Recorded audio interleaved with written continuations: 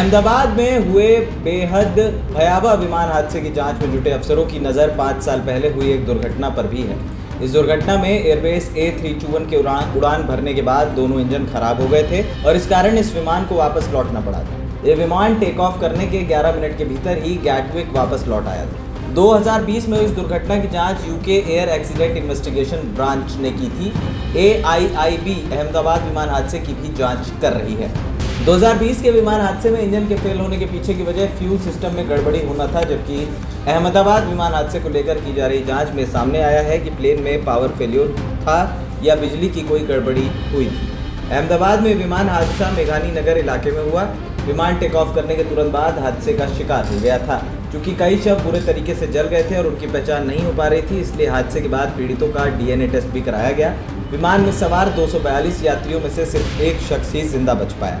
विमान हादसे की जांच में शामिल एक अफसर ने एक इंटरव्यू में बताया कि शुरुआती जांच में पता चला है कि टेक ऑफ करने के कुछ ही सेकंड के भीतर ही प्लेन के मेन इलेक्ट्रिक सिस्टम में बिजली चली गई थी।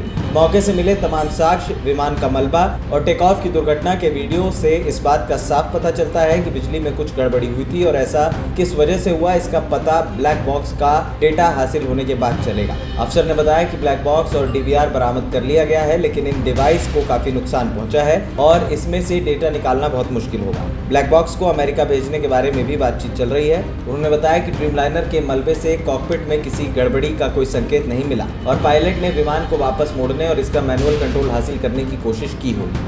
अफसर ने कहा कि इसमें कॉकपिट की कोई गलती नहीं दिखती। जैसे ही प्लेन ने टेक ऑफ किया, पावर फेल्योर हुआ और ये ऊंचाई नहीं पकड़ पाया।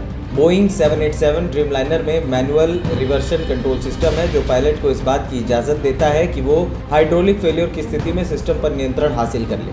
अगर ये लगभग 3600 से 4900 फीट की ऊंचाई पर पहुंच जाता तो अलग कहानी हो सकती थी। ये विमान जब दुर्घटनाग्रस्त हुआ तो वो सिर्फ 625 फीट की ऊंचाई पर था। अफसर ने बताया कि यह भी ज़रूरी होगा कि विमान के पिछले 24 से 48 घंटों के तकनीकी लॉग का विश्लेषण करना होगा, जिससे पता लगाया जा सके कि क्या कोई तकनीकी गड़बड़ी थी जिसे बीते वक्त में कैप्टन या मेंटेनेंस स्टाफ ने नोट किया गया था। इस विमान ने 11-12 जून को दिल्ली से पेरिस का चक्कर लगाया था और ये टोक्यो भी गया था। फ्लाइट के मेंटेनेंस रिकॉर्ड की भी जांच की जा रही है। अहमदाबाद में इससे पहले बोइंग 787 से जुड़ी कोई दुर्घटना नहीं हुई थी, इसलिए अधिकारी बहुत गंभीरता से इसकी जांच कर रहे हैं। अफसर ने बताया कि ड्रीमलाइनर में एडवांस्ड इलेक्ट्रिकल सिस्टम है। ये एक इंजन पर भी पर्याप्त दूरी तय कर सकता है। हाइड्रोलिक फेल्योर के मामले में उड़ान को मैनुअल रिवर्सन पर रखा जा सकता है और एक किसी पास की जगह पर सुरक्षित लैंडिंग कर सकता है। फ्लाइट के डेटा रिकॉर्डर और कॉकपिट वॉइस रिकॉर्डर 1 मिनट में बता देंगे कि क्या गलत हुआ था। ANP टाइम्स की रिपोर्ट।